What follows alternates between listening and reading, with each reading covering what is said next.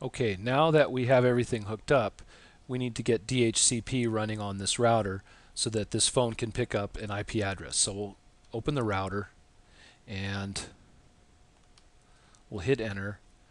We'll hit Control C to exit out of that interface, right?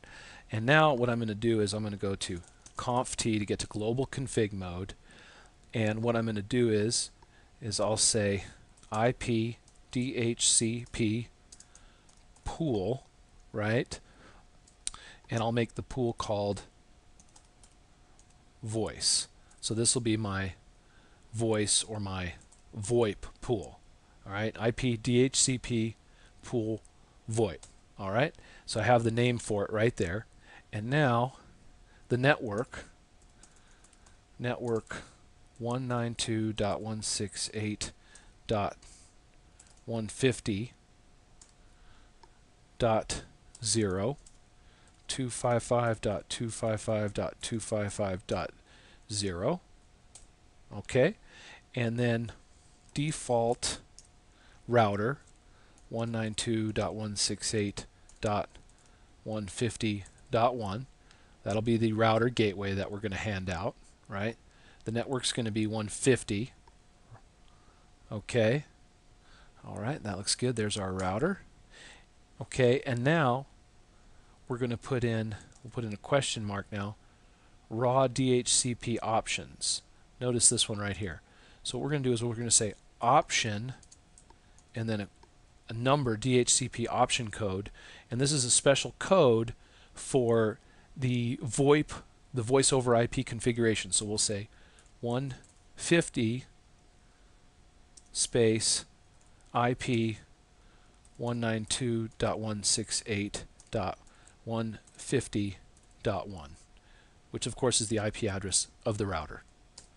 Okay, so that looks good. All right, we'll exit out of there. Okay, now we need to configure conf t, the telephony service on the router. So what we'll do is we'll put a question mark here, and you can see there it is, telephony service, right, in global config mode. So we'll say TELE tab telephony service. We'll hit enter, and notice we're in telephony config mode now. So that's pretty cool. And we're going to configure the maximum number of numbers right now. So we'll say max tab max question mark max DN, max dialing numbers, max ePhones. So max DN space question mark maximum directory numbers supported. Okay, so we'll say 10, right? So there's going to be 10 numbers supported, right? Now we'll say max ePhones, right? Question mark maximum phones to support. We'll say 10. All right, that was pretty easy. The IP source dash address 192.168.150.1 port 2000. All right, IP source address, the router's port on the correct VLAN, right? VLAN 150, port 2000. Okay. And then we'll say auto question mark define dialing number range for auto assignment, right? Okay, so we'll say auto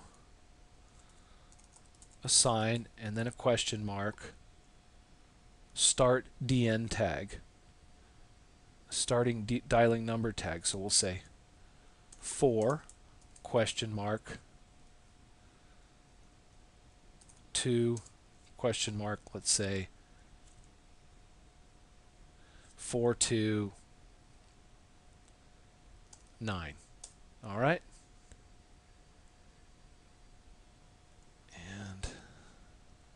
Actually, since we have 10 phones, I'm not exactly sure about what I'm doing here, but what I'll say is, how about this? Auto assign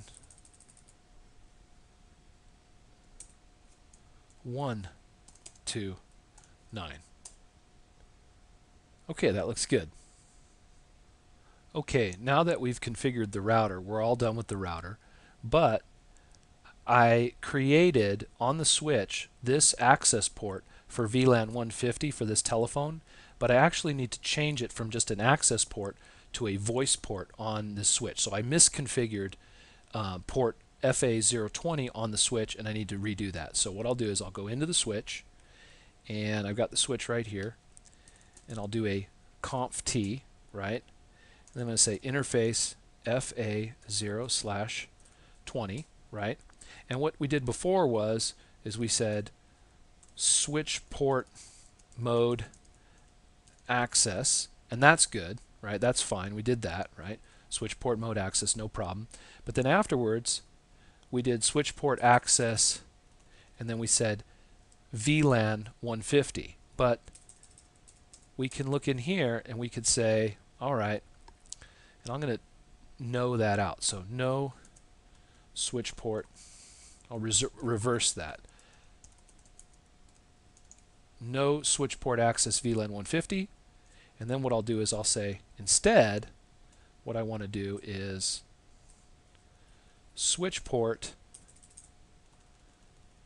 and you'll see if I do a space and a question mark, there is a voice option along with the trunk and the native and the access. There's a voice option for voice appliance attributes. So what we'll do is we'll say voice question mark VLAN 150. So that will make it specifically a voice port, switch port access, voice VLAN 150. And that's going to have different attributes that we're going to need. Then let's set up a second one. So what we'll do is we'll say interface FA0/21, right? And then I'll up arrow to switch port mode access, and then switch port voice VLAN 150. So now we've made port 21 switch port mode access, switch port voice VLAN 150. So now we have a second port for voice. So then what we can do is we'll click on End Devices, IP phone, drag out a second phone, cord it up with a straight through cable from switch to port 21, right? Notice we've got red lights here. We have to click on the voice over IP phone and power it up just like that. All right. Perfect. Now if we close that out, you'll see that it's starting to go from blocking to forwarding, right? Just going to take a second here. So now if we look at the phone here, we can see that configuring CM list, right? Call manager list. Anyway, the phone is here, but what we need for it is we need to give it a number, right? We need to give this phone a number. And to do that, we're going to have to go back to the router and do it through the router. So we weren't quite done with the router. So we go back to the router, and we're going to go into global config mode, and we'll say question mark define Ethernet phone, ePhone, right?